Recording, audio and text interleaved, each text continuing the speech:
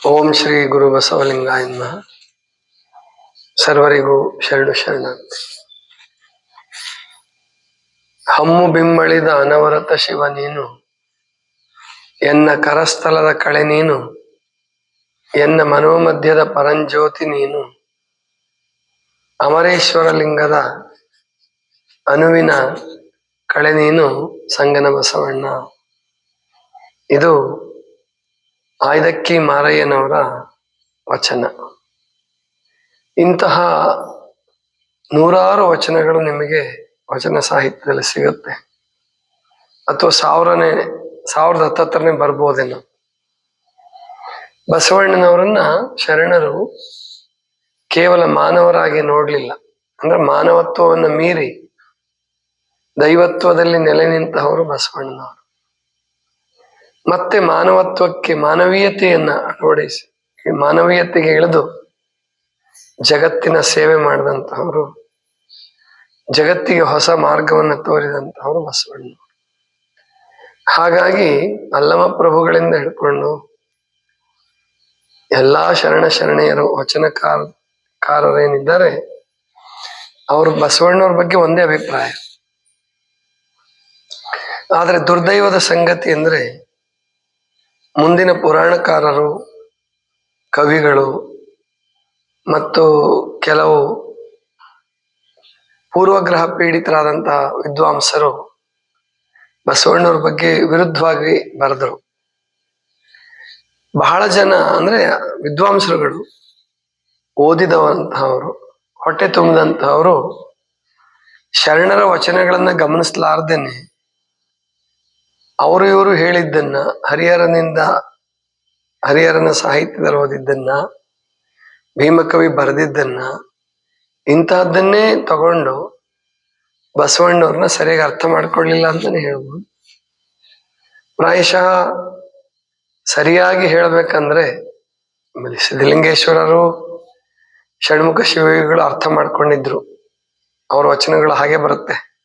12ನೇ ಶತಮಾನದ ಶರಣರು ಹೇಗೆ ಹೇಳಿದ್ರು ಹಾಗೇನೆ ಷಣ್ಮುಖ ಶಿವಯೋಗಿಗಳು, ಸಿದ್ಧಲಿಂಗೇಶ್ವರರು ಹೇಳ್ತಾರೆ. ಆದ್ರೆ ಅಂಥವನ್ನ ತಗೊಳಲ್ಲ ಕೆಲವರು, ಅದರಲ್ಲೂ ವಿದ್ವಾಂಸರುಗಳು.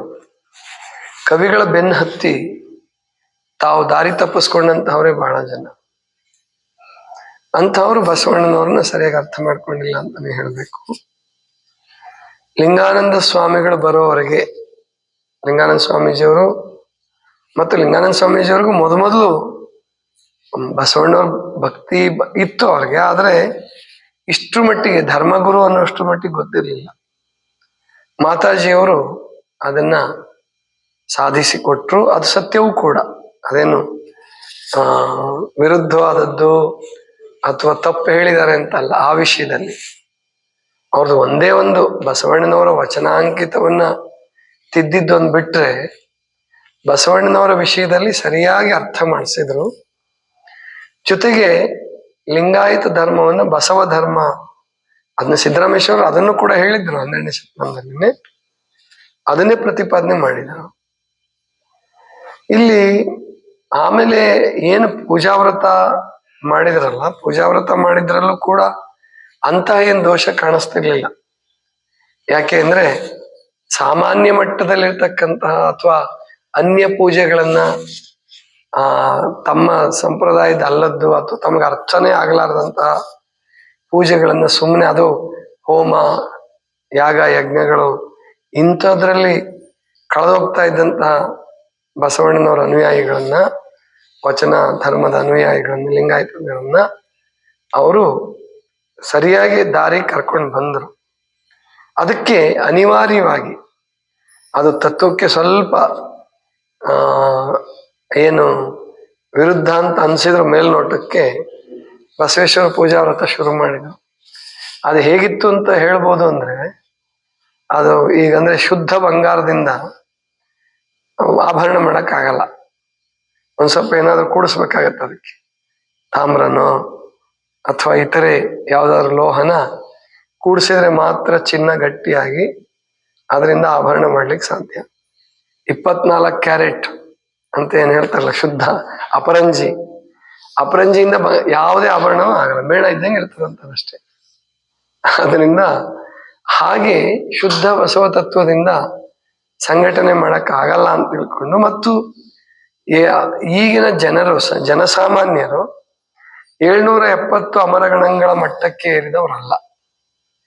ಮತ್ತು ಆ ಸಾಧನೆ ಮಾಡಕ್ಕೆ ಈಗ ಜನರ ಹತ್ರ ಆಗ್ಲಿ, ಗುರುಗಳ ಹತ್ರ ಆಗ್ಲಿ, ಸ್ವತಃ ಬಸವಧರ್ಮ ಪೀಠದವ್ರ ಹತ್ರನೇ ಸಮಯ ಕೊಡ್ಲಿಕ್ಕೆ ಸಾಧ್ಯ ಆಗ್ತಿರ್ಲಿಲ್ಲ.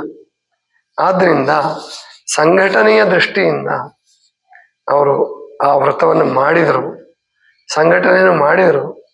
ಅದರಲ್ಲಿ ವಚನಾಂಕಿತವನ್ನ ಏನು ಬದಲಾಯಿಸಿದ್ರು ಆವಾಗೆಲ್ಲ ಉಲ್ಟಾಗೋಯ್ತು. ಅದೇನೇ ಇರಲಿ, ಒಟ್ಟು ಇಲ್ಲಿ ಮಾರಯ್ಯನವರು ಹೇಳೋದೇನಪ್ಪ ಅಂತಂದ್ರೆ, ಬಸವಣ್ಣನ ವ್ಯಕ್ತಿತ್ವ, ಬಸವಣ್ಣನ ಮಹಿಮೆ ಎಷ್ಟಿತ್ತು ಅನ್ನೋದು ಒಂದು ಸಣ್ಣ ವಚನ. ಅದು ಹಮ್ಮು ಬಿಮ್ಮಳಿದ ಅನವರತ ಶಿವ ನೀನು. ಅಂದ್ರೆ ಹಮ್ಮು ಮತ್ತು ಬಿಮ್ಮು, ಹಮ್ಮು ಅಂದ್ರೆ ಅಹಂಕಾರ, ಬಿಮ್ಮು ಅಂದ್ರೆ ಬಿಗುಮಾನ, ಬಿಂಕ ಅಂತ ಅಂತೀವಲ್ಲ. ಈ ಭ್ರಾಂತಿಯಿಂದ ಬಿಂಕ ಬರ್ತದೆ. ಈಗ ಯಾರೋ ನಮ್ಮನ್ನ ಇಷ್ಟಪಟ್ಟು ಕರಿತಿರುವಾಗ ಅಥವಾ ಏನೋ ಒಂದು ಕಾರ್ಯಕ್ರಮ ನಡೆಸ್ಕೊಡಿ ಅನ್ನುವಾಗ ಅವರು ಬಹಳ ಹಚ್ಕೊಂಡು ಭಕ್ತಿಯಿಂದ ಕರಿತಿದಾರನ್ನ ನಾವು ಸ್ವಲ್ಪ ವಿಚಾರ ಮಾಡ್ತೀವಿ, ಹೋಗ್ಬೇಕಾ ಹೋಗ್ಬಾರ್ದಾ ಅಂತ ಹೇಳಿ. ಅದೇ ಒಬ್ಬ ರಾಜಕಾರಣಿನೋ ಮತ್ತೊಬ್ಬನೋ ಶ್ರೀಮಂತನೋ ಕರೆದ ಕೂಡಲೇ ಅವನ ಹೆಂಗಾರ ಇರ್ಲಿ, ಅವನ ತತ್ವ ನಾವು ನೋಡಕ್ ಹೋಗಲ್ಲ, ಹೋಗ್ಬಿಡ್ತೀವಿ.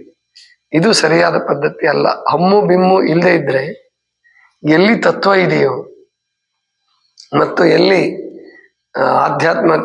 ಆಧ್ಯಾತ್ಮಿಕ ಮನೋಭಾವನೆ ಇದೆಯೋ ಅಲ್ಲಿ ನಾವು ಹೋಗ್ಬೇಕು, ಎಲ್ರು ಬೆರಿಬೇಕು ಮತ್ತು ಆ ಭಕ್ತಿಯ ವಾತಾವರಣವನ್ನು ನಿರ್ಮಾಣ ಮಾಡ್ಕೊಳ್ಬೇಕು. ಬಸವಣ್ಣನವರು ಆ ಕೆಲಸ ಮಾಡಿದರು. ಹಮ್ಮು ಬಿಮ್ಮಳಿದ ಅನವರತ ಶಿವ ನೀನು, ನೀನು ಸಾಕ್ಷಾತ್ ಶಿವನೇ, ದೇವರೇ ಅಂತ ಹೇಳ್ಬಿಡ್ತಾರ. ಹಮ್ಮು ಬಿಮ್ಮು, ಯಾಕೆಂದ್ರೆ ಹಮ್ಮು ಬಿಮ್ಮು ಇರ್ಲಿಲ್ಲ, ಅಹಂಕಾರ ಬಿಗುಮಾನ ಇರ್ಲಿಲ್ಲ. ಹಾಗಾಗಿ ಪರಮಾತ್ಮನಿಗೂ ಅದಿಲ್ಲ. ಯಾಕಂದ್ರೆ ನೋಡಿ, ಪರಮಾತ್ಮ ಪಂಚಭೂತಗಳನ್ನು ಎಲ್ಲರಿಗೂ ಸಮಾನವಾಗಿ ಕೊಟ್ಟಿದ್ದಾನೆ, ಎಲ್ಲರಿಗೂ ಸಮಾನವಾದ ಅನುಗ್ರಹ ಇರುತ್ತೆ, ಎಲ್ಲರಿಗೂ ಪಾಪ ಪುಣ್ಯಕ್ಕೆ ಸರಿಯಾಗಿ ಫಲ ಕೊಡ್ತಾನೆ ನಿಜ. ಆದ್ರೆ ಯಾರೇ ಸಾಧನೆ ಮಾಡಿ ಯಾವ ಮಟ್ಟಕ್ಕೆ ಬೇಕಾದ್ರೂ ಇರ್ಬೋದು ಪರಮಾತ್ಮನ ಸೃಷ್ಟಿಯಲ್ಲಿ. ಹಾಗೆ ಪರಮಾತ್ಮನ ಸ್ವರೂಪದ ಏರಿದಂತವರು ಬಸವಣ್ಣನವರು ಹಮ್ಮು ಬಿಮ್ಮಳಿದ ಅನವರತ ಶಿವ ನೀನು, ಎನ್ನ ಕರಸ್ಥಲದ ಕಳೆ ನೀನು. ಕರಸ್ಥಲದ ಕಳೆ ಅಂದ್ರೆ ಇಷ್ಟಲಿಂಗ, ನೀನು ನನ್ನ ಇಷ್ಟಲಿಂಗವೇ, ಎನ್ನ ಕರಸ್ಥಲದ ಕಳೆ ನೀನು, ಎನ್ನ ಮನೋಮಧ್ಯದ ಪರಂಜ್ಯೋತಿ ನೀನು. ಮನಸ್ಸಿನ ಮಧ್ಯದಲ್ಲಿ ಎಲ್ಲರಿಗೂ ಜ್ಯೋತಿ ಇದೆ. ಕೆಲವರಿಗೆ ಅದು ಜಾಗೃತ ಆಗ್ಬೋದು ಈ ಜನ್ಮದಲ್ಲಿ, ಕೆಲವ್ರಿಗೆ ಆಗದೇನೂ ಇರ್ಬೋದು. ಆದ್ರೆ ಪ್ರತಿಯೊಂದು ಆತ್ಮಗಳು, ಪ್ರತಿಯೊಂದು ದೇಹಗಳು ಆತ್ಮ ಸ್ವರೂಪದ ಪರಂಜ್ಯೋತಿಯನ್ನ ಎಲ್ಲವೂ ಅಡಗಿಸಿಕೊಂಡಿದ್ದಾವೆ. ಆ ಪರಂಜ್ಯೋತಿ ಸ್ವರೂಪನೇ ಬಸವಣ್ಣ ಅಂತ ಹೇಳ್ತಾರೆ ಏನು ಮಾರಯ್ಯನವರು, ಐದಕ್ಕಿ ಮಾರಯ್ಯನವರು. ಎನ್ನ ಮನೋಮಧ್ಯದ ಸ್ವಯಂ ಜ್ಯೋತಿ ನೀನು, ಅಮರೇಶ್ವರ ಲಿಂಗದ ಅನುವಿನ ಕಳೆ ನೀನು ಸಂಗನ ಬಸವಣ್ಣ. ಅಮರೇಶ್ವರ ಲಿಂಗದ ಅಂದ್ರೆ ಅವರ ಅಂಕಿತ, ಅದು ಅಮರೇಶ್ವರ ಲಿಂಗ. ಅದರ ಅನುವಿನ ಕಳೆ ಅಂದ್ರೆ ಆ ಆತ್ಮ, ಅನು ಅಂದ್ರೆ ಆತ್ಮ ಅಂತ ಅರ್ಥನೂ ಆಗುತ್ತೆ. ಆ ಆತ್ಮದ ಕಳೆ ನೀನು, ಪರಮಾತ್ಮನ ಅಂಶ ನೀನು, ನೀನ್ ಬೇರೆ ಅಲ್ಲ, ಪರಮಾತ್ಮ ಬೇರೆ ಅಲ್ಲ ಅನ್ನುವಂತಹ ಮಾತನ್ನ ಹೇಳ್ತಾರೆ. ಇದು ಇಷ್ಟು ಇವತ್ತಿನ ಚಿಂತನ. ಸರ್ವರಿಗೂ ಶರಣು ಶರಣ.